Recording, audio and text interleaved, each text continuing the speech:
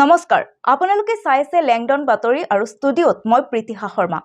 মাজত মাত্ৰ এমাহ সময় আৰু আইপিএলৰ সামৰণি পৰিলেই বাজিব টি20 বিশ্বকাপৰ ৰণধনী আৰু অহা 1 মেৰ দিনা ভাৰতীয় দল ঘোষণাৰ অন্তিম তাৰিখ অসম সন্তান ৰিয়ান পৰাগৰ বাবে এটো এটা অন্তিম সুযোগ আৰু ভাৰতৰ জাৰ্চিত উইকেট কিপিঙৰ দায়িত্ব কাৰ হাতত থাকিব হেয়া এক প্ৰকাৰ নিশ্চিত হৈ পৰিছে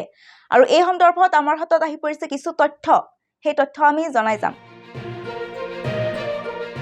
দিল্লী কেপিটেলছৰ অধিনায়ক ঋষভ পন্থ হ'ব নিৰ্বাচকৰ প্ৰথম পছন্দ আৰু দ্বিতীয়জন কোন হ'ব হেয়া এতিয়া ৰহস্যৰ আৱৰ্তত আৰু অসম সন্তান ৰিয়ান পৰাগৰ বাবে এটো এটা অন্তিম সুযোগ চলিত সিজনত ৰিয়ান আছে দুৰ্দান্ত ফৰ্মত নিৰ্বাচকৰ নজৰত আছে ৰিয়ান পৰাগ আৰু এই মুহূৰ্তত ৰিয়ানেই হৈছে যোগ্য খেলুৱৈ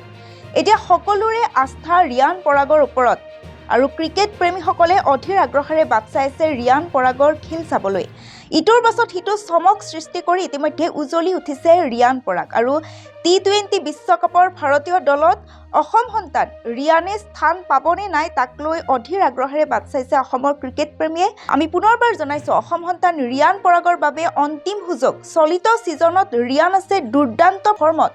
আৰু নিৰ্বাচকৰ নজৰত আছে ৰিয়ান পৰাগ এই মুহূৰ্তত ৰিয়ানেই হৈছে যোগ্য খেলুৱৈ এতিয়া সকলোৰে আস্থা ৰিয়ান পৰাগৰ ওপৰত আৰু ক্ৰিকেট প্ৰেমীসকলে অধীৰ আগ্ৰহেৰে বাট চাইছে ৰিয়ান পৰাগৰ খেল চাবলৈ ইটোৰ পাছত হিটো চমক সৃষ্টি কৰি ইতিমধ্যে উজলি উঠিছে অসম সন্তান ৰিয়ান পৰাগ আৰু টি20 বিশ্বকাপৰ যি ভাৰতীয় দল সেই ভাৰতীয় দলত অসম সন্তান ৰিয়ানে স্থান পাবনে নাই